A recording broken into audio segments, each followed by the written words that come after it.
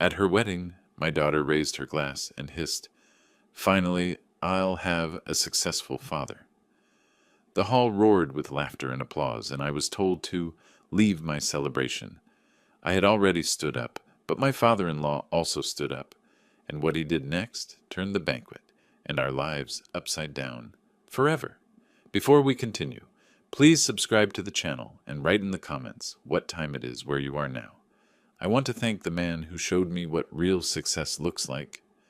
Kristen's voice rang through the Four Seasons ballroom, her manicured fingers wrapped around the microphone like she'd been born to hold one.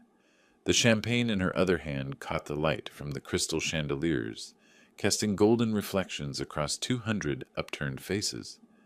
I sat at the head table, my rented tux pulling tight across shoulders that had carried more than fabric ever should. Pride swelled in my chest. My little girl, radiant in her $15,000 dress, white silk that pooled around her feet like liquid moonlight. The dress cost more than I made in 3 months, but seeing her glow made every double shift worth it. She continued, her practiced smile widening. This man taught me that ambition isn't just about wanting more, it's about achieving it. The crowd murmured approval. The soft jazz band had stopped, their instruments silent as everyone hung on her words. Silk rustled against chairs as guests leaned forward. My hands were already raised to applaud when Kristen turned, not toward me, toward Martin Moreno. "Martin," she said, resting her hand on his shoulder. His Armani suit didn't pull or strain anywhere. "You've shown me what a real father figure looks like. Someone who built an empire, not excuses." The champagne I'd just sipped turned to acid in my throat. My hands, still half raised in that stupid applauding position, slowly lowered to the table. The linen napkin crumpled in my grip. "Some people peak at 25, Kristen continued, her voice growing stronger. She still hadn't looked at me. "Others never peak at all. But you, Martin, you've shown me that success has no ceiling when you're truly driven." Mrs. Henderson at table 3 whispered to her husband, "How touching." She didn't understand, couldn't see the knife sliding between my ribs with each word. The photographer crouched near the dance floor, his camera clicking rapidly, capturing what he must have thought was a heartwarming moment between a bride and her father-in-law. Martin's face flickered with something, discomfort maybe. His hand found Rebecca's under the table, squeezing. He wasn't smiling as broadly as the other guests expected. When our eyes met across the room, he held my gaze for a long moment before looking away. "I mean, let's be honest," Kristen said, finally turning to look directly at me. Her voice shifted from warm honey to winter frost. "Dad, you can leave if you're uncomfortable around successful people. I know this isn't exactly your crowd." Silence. 1 second. 2. Then nervous laughter rippled through the room like dominoes falling. "Kristen, maybe—" Aaron started, his hand reaching for her wrist. She pulled away. "No, Aaron, I need to say this. Some of us are heading to the country club after. The real celebration." Her eyes stayed locked on mine. "The members-only area, of course." My chair scraped against the floor as I shifted. Stand and leave? Give her the satisfaction? Or sit here while 200 people watched me shrink into nothing? "Well, that's honest," someone said, trying to lighten the mood. A few people laughed. Most didn't. The white orchids and roses in the centerpieces, arrangements that cost more than my monthly take-home, seemed to lean away from me. Everything in this room cost more than something in my life. The chandelier above, my car, the wine being poured, my weekly groceries, the band's instruments, waiting silently, my rent. I remembered teaching her to ride a bike in Zilker Park, her knees bleeding, her face determined. "Don't let go, Daddy." But I had to let go. That's what fathers do. We let go and watch them ride away, hoping they'll circle back. She hadn't circled back. "To success," Kristen raised her glass higher, "and to those who actually achieve it." The room erupted in applause. Glasses clinked. The band started up again, some jazz standard about love and happiness. Martin stood to shake hands with well-wishers, but he moved slowly, deliberately, like a man walking through water. I reached for my water glass. The condensation had made it slippery, and my hand trembled slightly as I lifted it. The ice clinked against crystal, a small sound lost in the celebration around me. It had been exactly 23 years since Kristen's recovery, 6 months since she'd stopped returning my calls, and 2 hours since this reception started. But my mind was already sliding backward, against my will, to when things between us had started to crack. The water glass grew heavier in my grip as October 14th, 2020, came rushing back. 6:45 in the morning, my 2008 Honda Civic dead in her college parking lot, steam rising from under the hood like my hopes evaporating into Texas heat. I'd been pushing the car toward the side of the lot when Kristen's friends walked by. Their designer backpacks probably cost more than my transmission repair would. "Could you not come to campus anymore?" she'd said after they passed, not even helping me push. "It's embarrassing." The Uber ride home cost $32 I didn't have.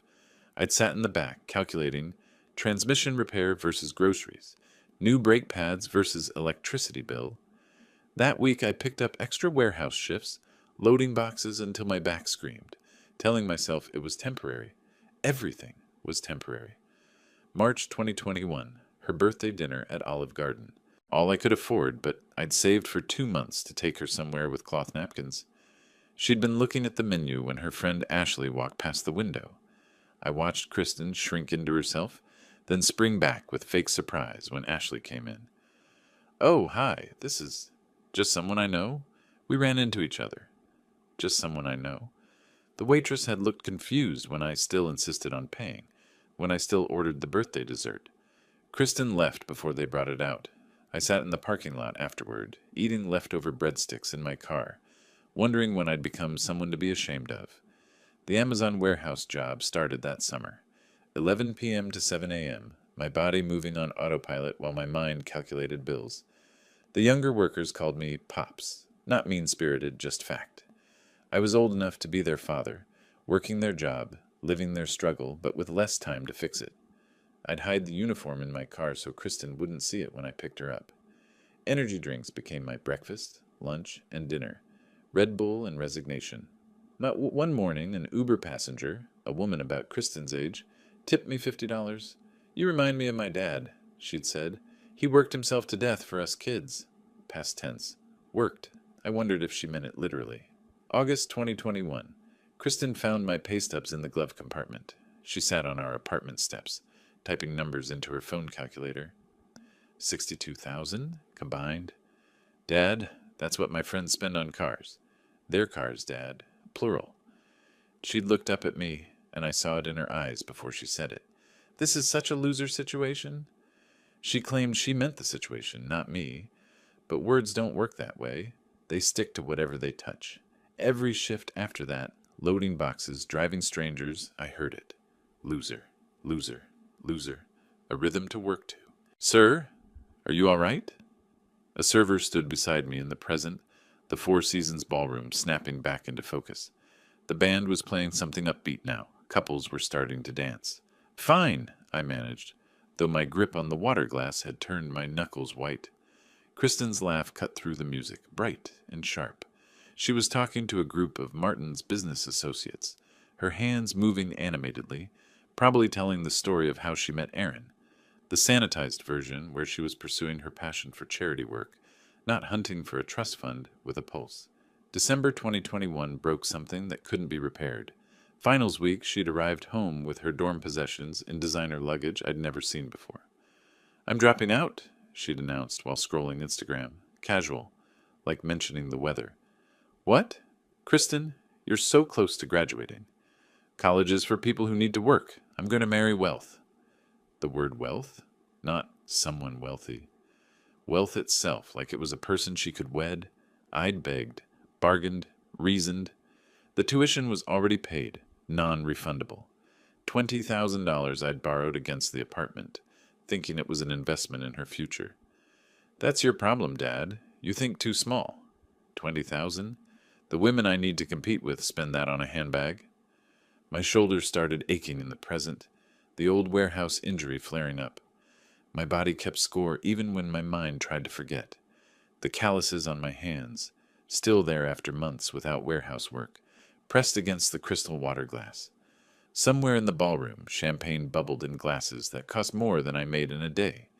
She'd said she needed $30,000 for networking, wardrobe, and society memberships. The loan officer at Wells Fargo had that look. Sympathy mixed with judgment. 18% interest. Payments until I was 75. Think of it as an investment, Kristen had said, in your grandchildren's future. The condensation from the water glass rolled down like tears I wouldn't let fall. In the present, I saw Kristen whisper something to Aaron, her hand pointing across the ballroom. Not at me this time. At someone near the gift table where packages wrapped in silver and gold paper towered like a small city skyline.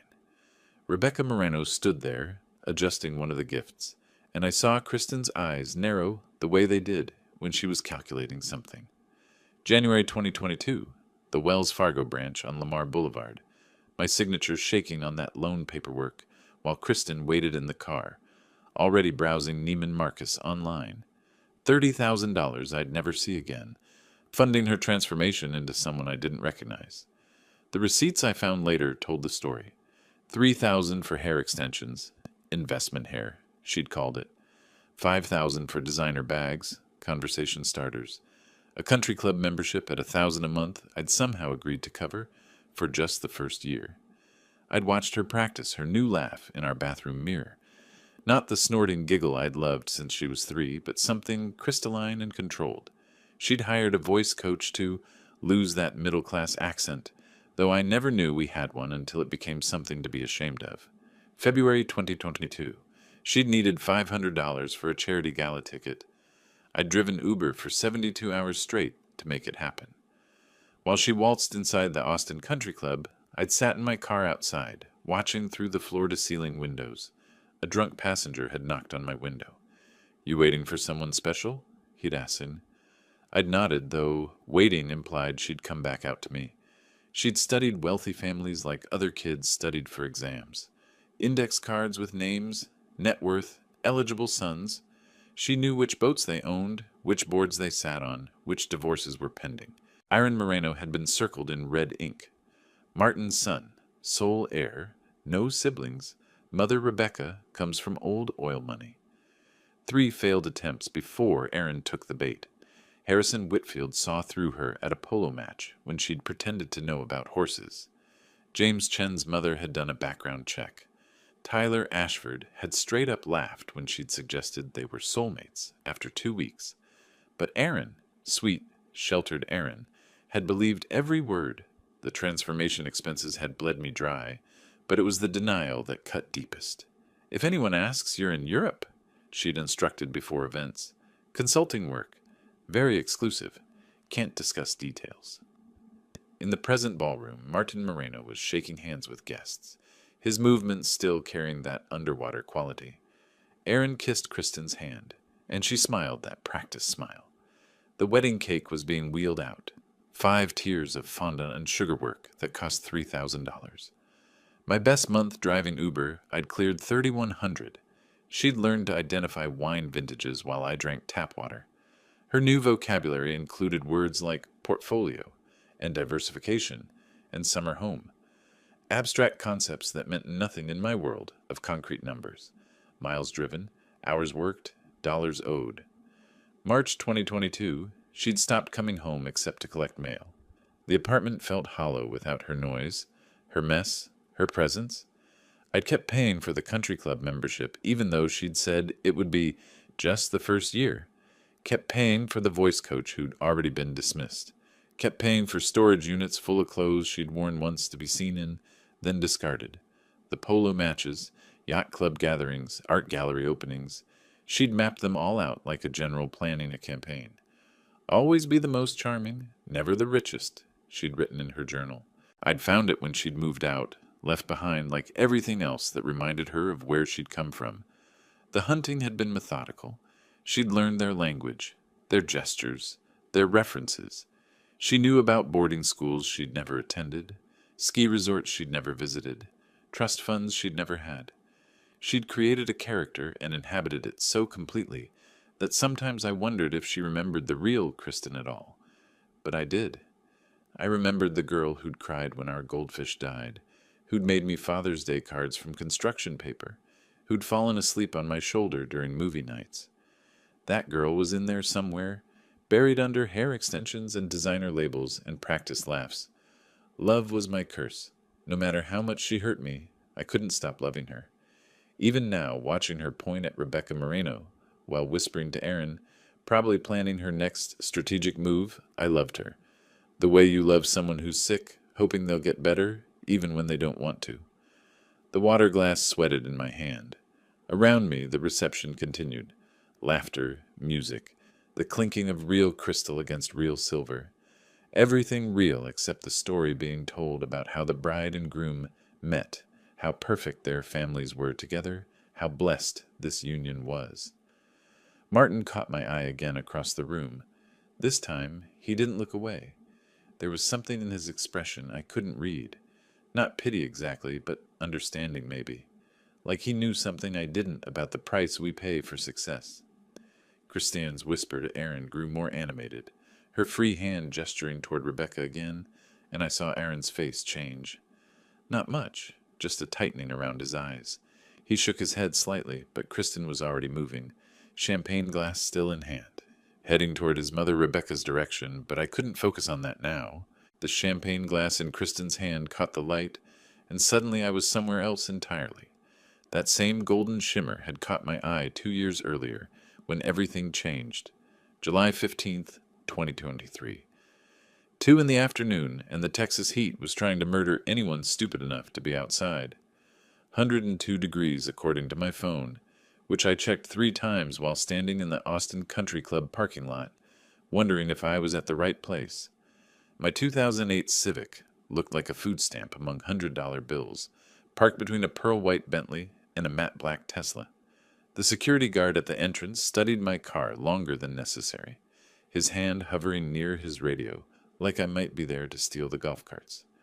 My best polo shirt, 5 years old, from Target, with a small bleach stain I hoped nobody would notice, was already soaked through with sweat. The lobby's marble floors reflected everything, including my worn New Balance sneakers that I'd tried to clean with a toothbrush that morning. Members drifted past in their $500 golf attire, eyes sliding over me like I was part of the furniture. No, furniture belonged here more than I did. "Dad, this is Aaron Moreno." Kristen's voice had that bright, false quality she'd been perfecting. She'd texted me to meet her at the club restaurant, not the entrance, probably so fewer people would see us together. When I'd walked in, I caught her visible flinch, before she recovered with a smile that didn't reach her eyes. "Aaron, this is my father." She paused, swallowing the word like medicine. "Elmer." Aaron's handshake was exactly what I expected. Soft as pudding, brief as a hiccup, his attention already elsewhere before our hands separated.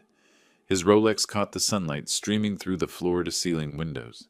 $50,000 on his wrist, casual as a Timex. "Nice to meet you, Pops," he said, already checking his phone. The way he said Pops wasn't mean exactly, just dismissive. Like when you pat a dog you don't particularly care about. He ordered wine without looking at the menu. The 2018 Camus, if you have it, treating our waiter like he was voice-activated furniture. $200 for a bottle of fermented grapes. I thought about how many Uber rides that was, how many warehouse boxes. "Dad says work is for people who need money," Aaron mentioned casually, scrolling through his phone while talking. "I did a gap year after college. Well, more like a gap decade at this point." He laughed at his own non-joke. Kristen laughed too, that new crystalline laugh that sounded nothing like her. Martin arrived from the golf course 20 minutes later, and I knew the exact moment he saw me.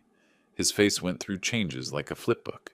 Confusion, then recognition, then something I couldn't name.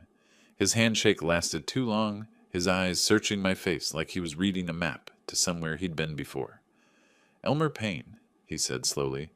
"That name," Rebecca noticed immediately. "Martin, you're being strange." He recovered barely. "You must have one of those familiar faces." But his eyes kept finding me during lunch. I ordered soup, the cheapest thing on the menu that wasn't literally bread and water. Kristen kicked me under the table when I asked if it came with crackers. Aaron talked about his father's empire, about boats and boards and acquisitions, while Martin watched me like he was trying to solve an equation. When my credit card got declined, trying to pay for parking, Aaron covered it without looking up from his phone. "Don't worry about it, Pops." There was that word again, that dismissal. Martin followed me to the parking lot. The Texas sun turned the asphalt into a skillet, heat waves making everything shimmer and bend. "Have we met before?" he asked. "Tech conference? Startup scene? Austin's not that big." "I just drive for Uber," I said, opening my car door, praying it would start on the first try. "But you seem so—" He stopped, searching for words. "Dad!" Aaron called from the club entrance. "Mom's waiting!" Martin pressed a business card into my hand, urgent as a secret. "Call me, please." I drove away, watching him in my rearview mirror, standing in that parking lot despite the heat, his phone already at his ear.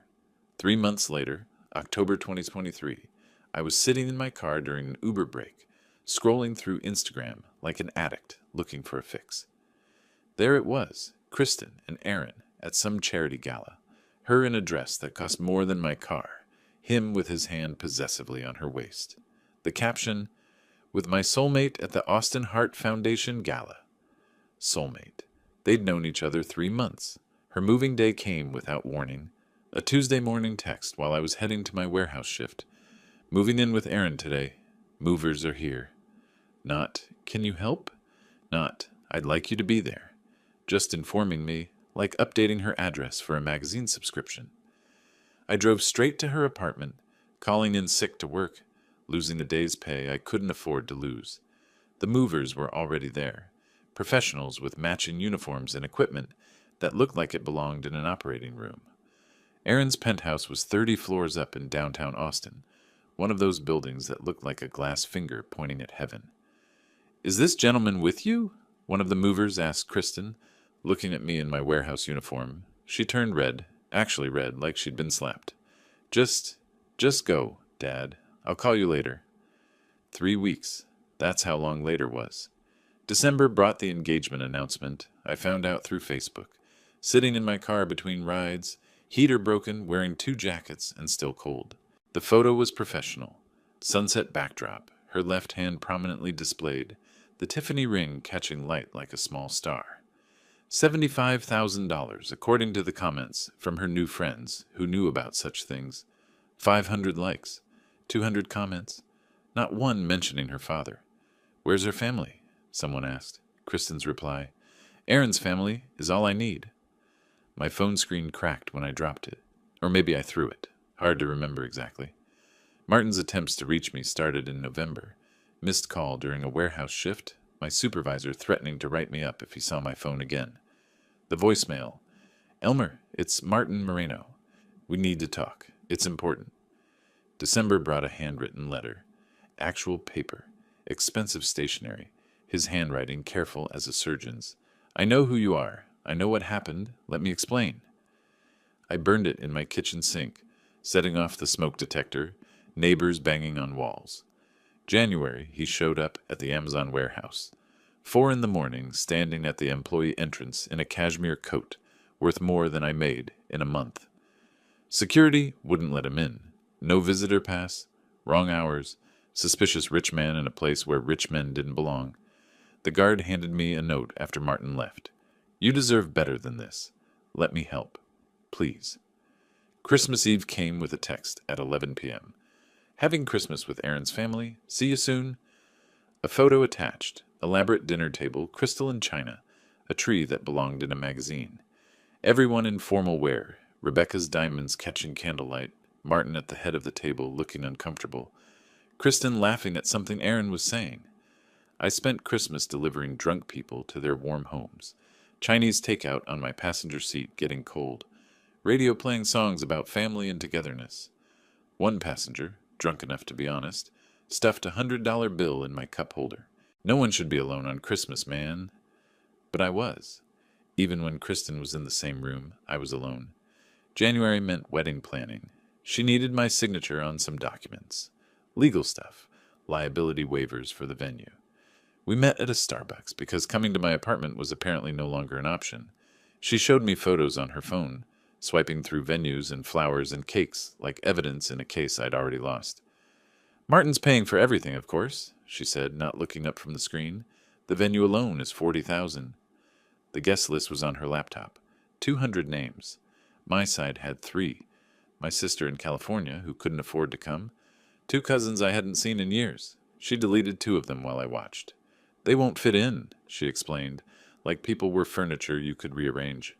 February 14th, Valentine's Day, Martin stood at my apartment door. I saw him through the peephole, standing there in jeans and a simple shirt, trying to look normal, trying to belong in my hallway with its stained carpet and broken light fixtures. 15 minutes, he said to my closed door. That's all I ask. Please leave me alone. You don't understand. I owe you. Mrs. Chen from 3B opened her door, suspicious of the well-dressed stranger. Martin retreated, but not before sliding another business card under my door. On the back, in pen, "You saved her. Let me save you." I picked up my phone 17 times that night, typed his number 16 times. My finger hovered over the call button like it weighed 1,000 pounds. Pick up the phone. Put it down. Pick it up again. The screen would go dark, and I'd start over. I never did make that call. 2 months later, in April, Kristen made her final demand. 8 p.m., April 20th, 2025. I'd just finished a double shift. Warehouse until 3, Uber until 7:30. Still wearing my warehouse uniform, the Amazon Smile logo mocking me from my chest, sweat stains mapping territories of exhaustion across my back. The knock wasn't her usual pattern, harder, more insistent. She stood in my doorway like visiting a crime scene, her $3,000 outfit an accusation against my poverty. She wouldn't sit on my couch, actually stepped back when I gestured to it, like being poor might be contagious. 5 minutes, she said, checking her Apple Watch. This won't take long. Through my window, I could see Aaron's Bentley idling outside, exhaust clouds in the spring evening. He didn't even turn off the engine.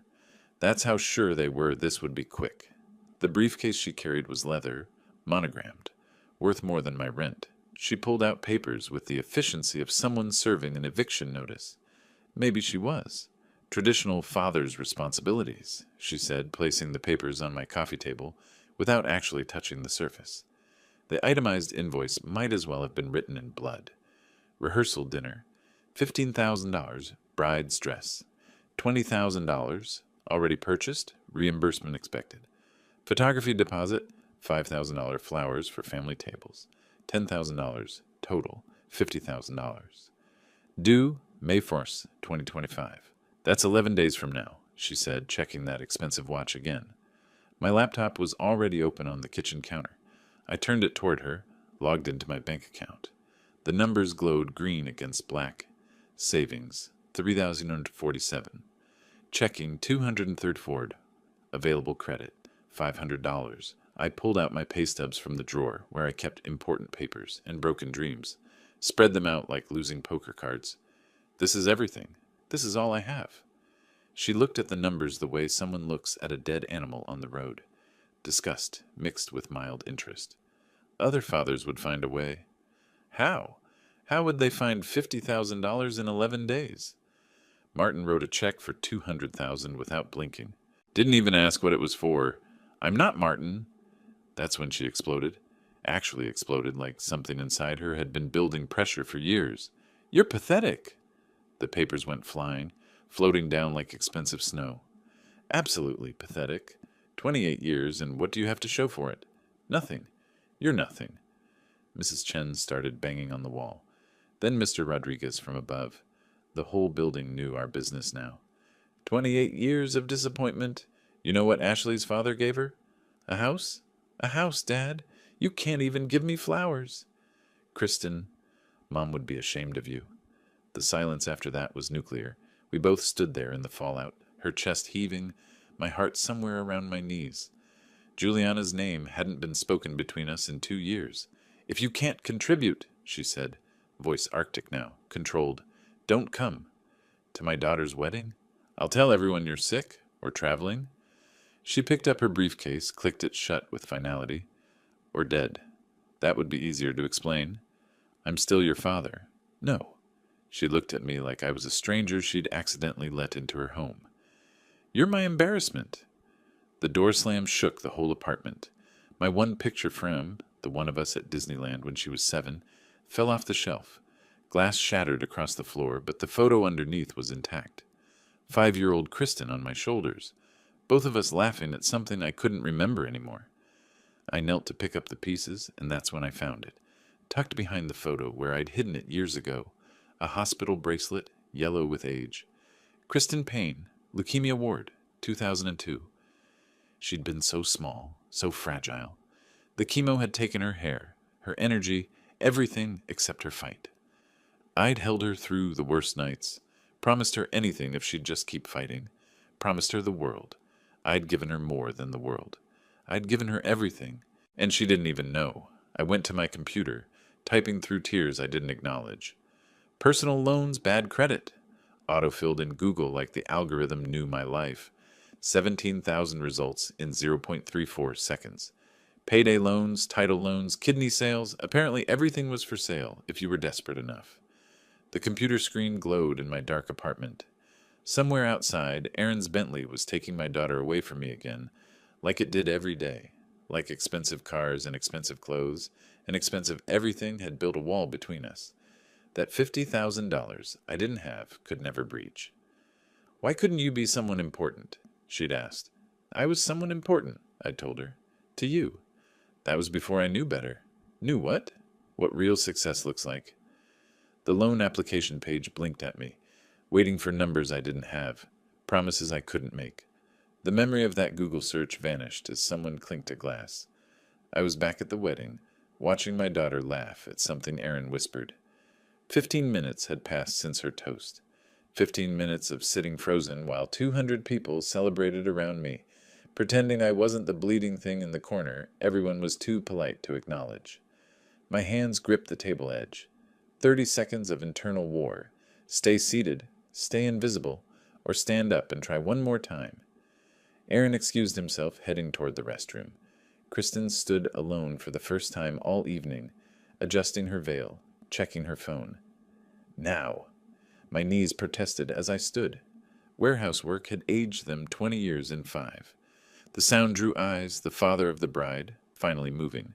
Some guests nudged each other, others pretended not to notice. The walk across the dance floor stretched like a desert highway. Couples swayed to "Thinking Out Loud," Ed Sheeran's voice mixing with whispers that followed my path. That $3,000 cake towered to my left, 5 tiers of fondant perfection that cost what I made in a good month. Elmer, maybe not now. Aunt Patricia, Martin's sister, tried to intercept me. Her hand on my arm was gentle but firm. "It has to be now," I said, moving past her. My rental shoes squeaked against the marble with each step. The sound seemed amplified, like walking in a library. 2 photographers perked up, probably thinking this was the father-daughter dance they'd been waiting for. They'd be disappointed. 20 feet away, Kristen spotted me. Her smile didn't just fade, it calcified, becoming something defensive and hard. She turned to her bridesmaid, loud enough for me to hear. "Security issue incoming." By the time I reached her, her arms were already crossed, her body language a fortress I'd never learned to breach. "You look beautiful," I started, my voice barely carrying over the music. "Just like your mother." The eye roll was so pronounced, I worried she'd strain something. "What do you want? Money?" Her voice dripped condescension. "I told you Martin paid for everything." "Just 5 minutes, please. You've had 28 years. What's 5 minutes going to change?" My hand moved forward instinctively, the way it had when she was little and needed comfort. She stepped back like I was contagious. "Don't touch the dress. It costs more than your car." The couples nearby had stopped dancing, pretending to admire the decorations while obviously eavesdropping. The music continued, but felt distant now, like it was playing in another room. "Kristen, I just want to—" "You're embarrassing me." Her voice rose, making more heads turn, again, like you always do. "I'm not trying to embarrass anyone." "Then why are you here?" "Because I'm your father." The laugh that came out of her was ugly, nothing like the practiced one she'd perfected. "No. Martin is more of a father than you ever were. At least he knows how to succeed." Each word was calculated for maximum damage. She'd gotten good at that, knowing exactly where to place the blade. Aaron returned, immediately reading the scene. His hand found Kristen's waist possessively. "Babe, is he bothering you?" "He's leaving." She didn't look at me when she said it. "Now." "Go back to your Uber," she added louder, making sure the growing audience heard. "Someone probably needs a ride to the airport. At least you're good for that. The groomsmen laughed. Not all of them, but enough. Enough to make it clear whose side the room was on. I just wanted to say, I love you. Silence. Then worse than silence. Love doesn't pay bills, Dad. The finality in her voice was absolute. This wasn't a door closing. It was a demolition. Leave! My wedding! 200 pairs of eyes watched me in the aftermath. Some sympathetic, most just uncomfortable, a few clearly enjoying the drama. At the head table, I saw movement. Martin Marino pushing back his chair, standing despite Rebecca's hand on his arm, trying to keep him seated. I turned to walk away, each step measured, trying to maintain whatever dignity remained. 1 step, 2 steps. Behind me, a chair scraped loudly against the floor. 3 steps. Martin's hand landed on my shoulder before I reached the 4th step. Not aggressive, but firm enough to stop my retreat. The warmth of his palm through my rental jacket felt like an anchor. Elmer, wait, please. He turned me around to face the room. 200 faces swiveled between us like spectators at a tennis match. Confusion rippled through the crowd. Why was Martin Moreno, the man paying for everything, interfering with security, escorting out the bride's embarrassing father? Dad, what are you doing? Aaron's voice cracked slightly, teenager bleeding through his 30-year-old throat. Martin ignored his son completely. His grip on my shoulder tightened, not painful but insistent, and he started walking me back toward the head table. The crowd parted, expensive gowns rustling as people scrambled to clear a path. Martin, he's leaving, it's fine, Kristen said, her voice pitched high with something between confusion and alarm. No, it's not fine. Martin's voice carried the authority of boardrooms and hostile takeovers. Nothing about this is fine. He grabbed the microphone from its stand at the head table. Feedback squealed briefly before his voice boomed through the speakers. Everyone, listen. The wedding coordinator, a thin woman in black who'd been orchestrating everything with military precision, frantically gestured to the band. They stopped mid-song, a trumpet note dying lonely in the air. Kristen, Martin said, his voice filling every corner of the ballroom, explain to everyone here why you're treating your father this way. This isn't your business. She looked genuinely shocked now, the controlled facade cracking. You're marrying my son. Everything is my business. Dad, seriously, stop. Aaron moved toward the microphone, but Martin held up his free hand, a gesture that froze his son mid-step. No, I've watched this for 2 years. Watched you dismiss this man, belittle him, treat him like he's something you stepped in. His voice was controlled, but there was something underneath, an anger that had been fermenting. This man deserves respect. Respect? Kristen laughed, sharp and bitter. For what? For being a failure? The gasp from the crowd was audible, like air leaving a punctured tire. Several people actually stepped back, as if the words might be contagious. Rebecca moved then, her designer heels clicking across the marble as she approached. Martin's right, she said, her cultured voice carrying without the microphone. Mom, you don't understand, Aaron started. I understand perfectly. Rebecca's interruption was surgical.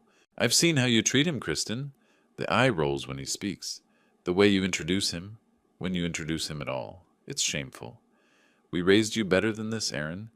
She didn't even look at her son when she said it, her eyes fixed on Kristen. The wedding planner tried once more to intervene, approaching Martin with her clipboard clutched like armor. He waved her away without looking, the gesture dismissive as swatting a fly. Tell them, Martin said, his voice dropping lower but somehow becoming more intense. Tell everyone why you hate him. He paused, and in that pause something shifted in his expression. A strange smile played at the corners of his mouth, like someone about to reveal the punchline to a very long joke. Because he deserves the truth. Kristen's face had gone from pink to red to something approaching purple. She looked at me with pure venom, and I knew what was coming. The final nails in the coffin of our relationship. You want to know? Fine. She grabbed the microphone from Martin's hand. Kristen, please. I tried, but my voice was nothing against the speakers. No, Dad. They should know what you are. The room went cemetery quiet. Phones appeared in hands like magic, little red recording lights blinking to life. The wedding videographer, who'd been packing up his equipment, quickly reassembled his camera. The opportunity for viral content too good to pass up. Servers froze mid-pour, champagne suspended between bottle and glass. The band conductor still had his baton raised, like he'd been turned to stone. This wasn't a wedding anymore. It was a coliseum. Martin's smile grew wider, and I noticed his hand slip into his jacket pocket. There was something in there. Papers? His fingers wrapped around whatever it was, but didn't pull it out. Not yet. Kristen's chest heaved as she prepared her attack. Aaron looked between his parents, confusion written across his face. Rebecca stood perfectly still, but there was something in her expression. Knowledge? Anticipation? I stood straighter, accepting what was coming. There was no stopping this avalanche. All I could do was stand in its path and hope something of me survived. Kristen's mouth opened, the first word already forming. Pathetic. That's what my father is. The word hung in the air like a verdict. He drives Uber, at 62. She held the microphone like a weapon, her voice carrying to every corner of the ballroom. Loads boxes at Amazon warehouses at night. You know what he makes? I calculated at once. She pulled out her phone, diamond-encrusted case catching the light. $62,000. A year. Combined. She let that sink in. My shoes, these shoes I'm wearing right now, cost more than his monthly salary. The Instagram app was already open. She turned the phone toward the crowd, swiping through photos. This is his car, a 2008 Honda Civic with a cracked windshield and duct tape holding the bumper. It broke down at my college. Twice. Security almost called the police once. Thought he was homeless. Some guests shifted uncomfortably. Others leaned in, hungry for more. He wanted to take me to Olive Garden for my birthday. She paused for effect. Olive? Garden? His idea of vacation? Camping in Texas in August? He shops at Walmart for clothes. Still rents his apartment at 62. Rents. Her voice grew stronger with each accusation, feeding off the energy of public humiliation. No savings. No investments. No retirement plan. No future. She was pacing now, the train of her dress swishing behind her. I had to lie to my friends about him. For years. Said he was traveling for business. Always traveling. Because the truth was too humiliating to share. She gestured toward Martin, who still had that strange smile, his hand still in his pocket. This is what success looks like. Built an empire from nothing. Provides for his family. Aaron never had to worry about money. Never had to watch his father count change at a gas station, deciding between a full tank and groceries. Never ate ramen 5 nights a week because that's all we could afford. Martin shows what a real father does. Not excuses. Results. Martin's expression hadn't changed. If anything, his smile had grown wider. His hand shifted in his pocket, fingers wrapped around something. He couldn't even pay for my wedding dress, Kristen continued, building to her crescendo. I asked for $50,000, a normal father's contribution to his daughter's wedding. You know what he showed me? His bank account. $3,000. $3,000. At 62 years old. That's not a father. That's a burden. I succeeded despite him, not because of him. Some guests were nodding now, swept up in her narrative. Others looked deeply uncomfortable. One elderly woman was crying quietly into her napkin. You want to know why I'm cruel? Kristen's voice broke slightly, real emotion breaking through the performance. Because kindness would be lying. He's had 40 years to make something of himself. 40 years, and this is it. This is his peak. Driving strangers for tips while Martin owns buildings. She turned to face me directly. That's why I said it. Finally a successful father. Because I've never had one before. My head bowed under the weight of her words. Each accusation was true, at least on the surface. The facts of my life, stripped of context, laid bare for judgment. Martin started clapping. Slow, deliberate.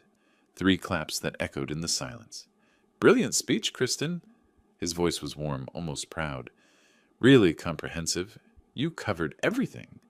He pulled out his phone, fingers moving across the screen with practiced ease. Except, he scrolled through something, that smile never wavering. One small detail. His smile stretched wider, showing teeth now. The most important detail, actually. Martin, is it time? Rebecca asked, and there was something in her voice. Relief? Satisfaction? Past time, he replied. He was connecting his phone to something, the venue's projection system, the massive screen that had been showing rotating photos of the couple throughout the night, flickered to life behind us. Let me tell you about 2002? The screen changed. An old photograph appeared. Two young men in expensive suits, standing in front of a banner. The image was slightly grainy, obviously scanned from a physical photo, but the text was clear. Tech Vision Solutions. The men were smiling, arms around each other's shoulders like brothers, like partners, like equals. One of them was Martin, 30 years younger but unmistakably him. The other was. The photograph hung on the screen for 3 seconds before Kristen gasped. The sound cut through the ballroom like glass breaking. That's you?" Her voice cracked, the microphone amplifying her confusion. Martin nodded slowly. 1995, the day we incorporated Tech Vision Solutions. His finger swiped across his phone and the image changed. Incorporation documents, crisp and official. Your father owned 50%, I owned 50%. The next slide highlighted a name in bold. Elmer Payne, co-founder and chief technology officer. "Dad, what are you talking about?" Aaron stepped forward, his face a map of confusion. "The man you call a failure built the algorithms our company still uses today. Every core process, every optimization that made us millions. Your father-in-law wrote that code?" Gasps rippled through the crowd. Several tech executives leaned forward, recognizing the implications. TechVision's algorithms were legendary in the industry, studied in universities, copied by competitors. More photos scrolled past. Our first office, a garage in East Austin, then a real building, then a campus. Headlines flashed by. TechVision secures $50 million defense contract. Austin startup joins Fortune 500. In every photo, there I stood, younger, wearing suits that actually fit, giving presentations to rooms full of investors. By 2002, his share was worth $10 million, Martin continued. Conservative estimate. Could have been $15 million with the right buyer. Kristen's face had gone from red to white to something beyond color. Her grip on the microphone loosened, and Aaron had to catch it before it fell. Then came May 15th, 2002. The screen changed again. A hospital admission form filled the projection, the text large enough for everyone to read. Patient, Kristen Payne, age 5, diagnosis, acute lymphoblastic leukemia, rare variant. The statistics appeared next. 12% chance with standard treatment. Photos followed. My little girl in a hospital bed, tiny under white sheets, bald from chemo, tubes everywhere. In every single photo I sat beside her, reading stories, holding her hand, sleeping in chairs. The doctors in Houston gave up. Martin's voice had changed, gotten thicker, said to make her comfortable. But there was an experimental treatment in Zurich. An insurance denial letter filled the screen. Bold red text. Claim denied. Experimental treatment not covered. Treatment cost $500,000 upfront. Cash only. Plus living expenses, flights, extended stay. Bank loan rejections followed one after another. No bank would lend against a dying child. Martin's voice broke slightly. I offered to help, begged him to let me help. He refused, said it was his responsibility, his daughter, his duty. The share purchase agreement appeared, dated May 20th, 2002, 5 days after the diagnosis. He sold me everything in 5 days, everything. A wire transfer confirmation, $10,000. Plane tickets to Switzerland, dated the next day. Photos of the treatment facility, pristine and promising. 18 months of receipts scrolled by. Medical costs, apartment rental, food. In the margins of one receipt, barely visible, my handwriting. Kristen ate full meal today. A photo appeared of me sleeping across 3 hospital chairs pushed together, still in the same clothes from the previous photos. He lived on sandwiches to save money for better doctors, Martin said. Wore the same 3 shirts for a year and a half. The final photo stopped everyone's breath. Kristen, 7 years old, cancer-free, arms wrapped around my neck, both of us crying. You lived, Martin said directly to Kristen. That was all that mattered to him. He came back with nothing but you. 45 years old, no money, no connections anymore. Who hires a former CEO for entry level? Too qualified for basic jobs, too long out of the game for executive positions. Employment applications flash by, all marked rejected or position filled. Pride kept him from asking for help. I tried to hire him back 5 times. He refused. Said he made his choice and would live with it. Martin turned to face Kristen fully. Your father isn't a failure. He's the most successful father I've ever known. He traded $10 million for your life and never told you because he didn't want you feeling guilty about surviving. The screen went dark. In the silence that followed, Kristen's knees began to buckle, her mouth opening to speak, but no words coming. My daughter's legs gave out completely. Aaron caught her, but she pushed him away, sinking to her knees in that $20,000 dress, the silk pooling around her like spilled cream. She crawled toward me. Actually crawled. Her hands reaching for my worn rental shoes. Dad! Daddy! The word daddy hit me like a physical blow. She hadn't used it in 15 years. I stepped backward instinctively, but she followed, her tears creating dark streams through her makeup. Please, please look at me. 200 guests stood from their chairs, straining to see. Someone was filming, but for once, I didn't care about the humiliation. This wasn't humiliation. This was something else entirely. I remember the hospital, she whispered, but the microphone on the floor picked it up, broadcasting her words. You singing to me every night. That silly song about the princess who was going to get better. You never missed a night. Her voice broke completely. You gave up everything. Everything. And I called you pathetic. I said Martin was my real father. What kind of monster says that? The sobs that came from her weren't the delicate tears of a bride. They were the broken sounds of someone seeing themselves clearly for the first time. I couldn't watch her on the floor anymore. Despite my knees protesting, warehouse work had destroyed them.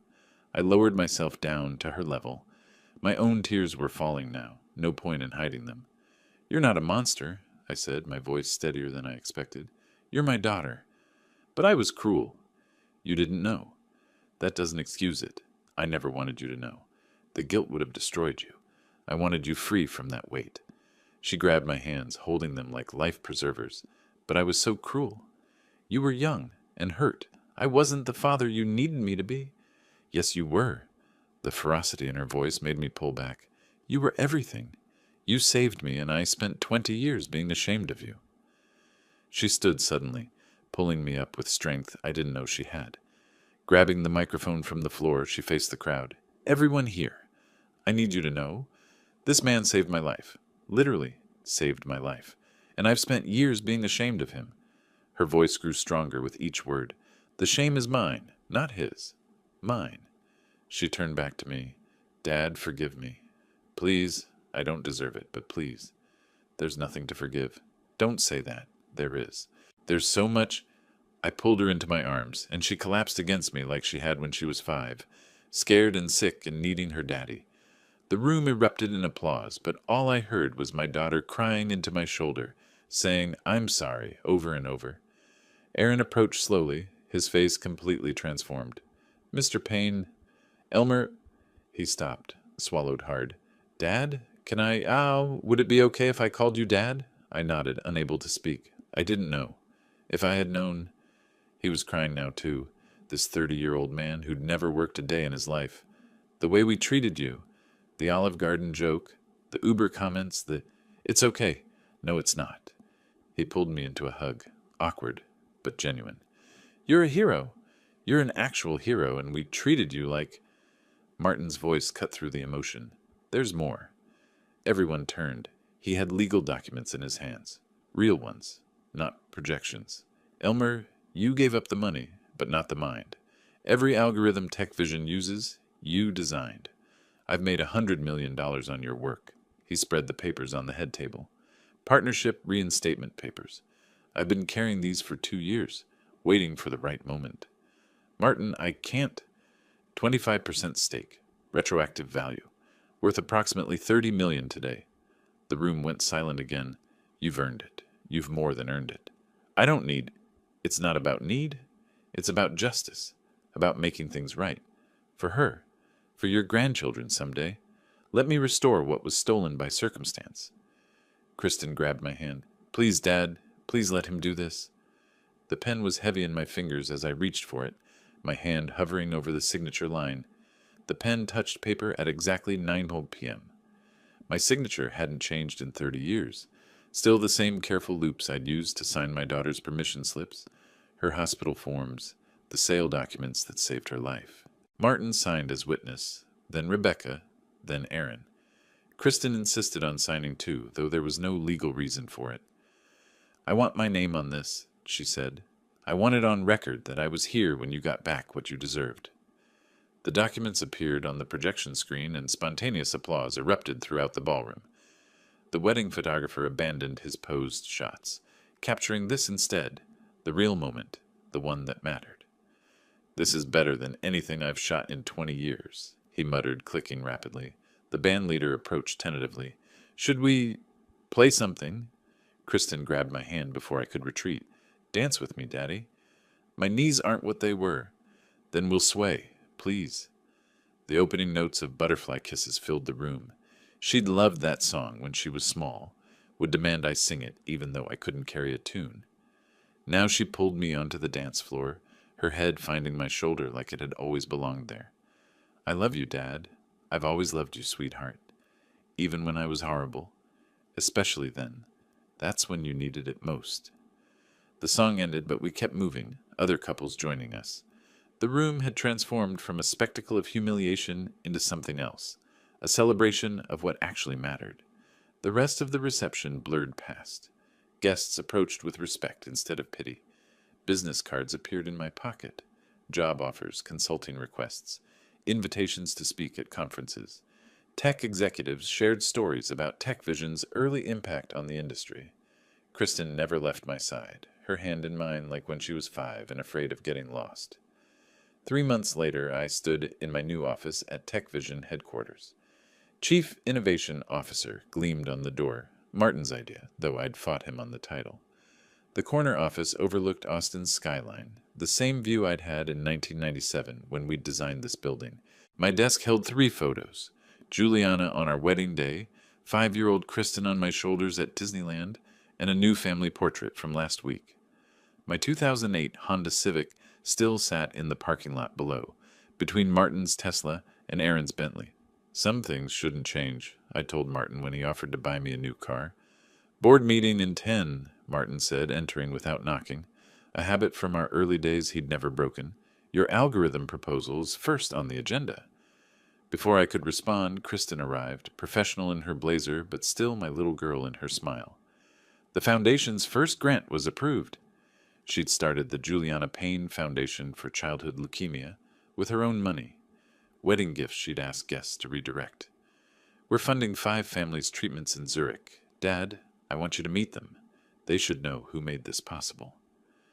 She showed me the office next door, her nameplate reading Executive Director underneath. "I'm learning what work really means," she said. "Real work. Mom would be proud. She'd be proud of both of us." Aaron appeared in the doorway, tie loosened, sleeves rolled up. "Ready for lunch? Martin has me shadowing Elmer all week. Learning actual business, not just, you know." We walked to a taco truck 3 blocks away. My choice, though they'd offered anywhere in the city. The owner recognized me from my Uber days, insisted the meal was free. "You drove my mother to chemo for months," he said. "Never charged her for waiting time." A photographer from the Austin Business Journal recognized me as we ate. "Aren't you the TechVision founder who gave up everything for his daughter?" Before I could deflect, Kristen answered, "He's my father." The pride in her voice made every sacrifice worth it. "The most successful man I know." We walked back to the office together, Kristen in the middle, arms linked with both Aaron and me. The security guard who'd once tried to keep me out of the country club now nodded respectfully. "Good afternoon, Mr. Payne." The elevator doors began closing on our reflections. 3 people who'd found their way back to each other, who'd learned what success actually looked like. Some fortunes can't be measured in dollars. The real treasure was standing next to me, holding my arm, finally understanding that love multiplied when divided, that sacrifice wasn't loss but investment, that a father's success had nothing to do with his bank account, and everything to do with the life he'd saved, now saving others. If you like this story, please like this video, subscribe to the channel, and share your impressions of this story in the comments. To listen to the next story, click on the box on the left. Thank you for watching.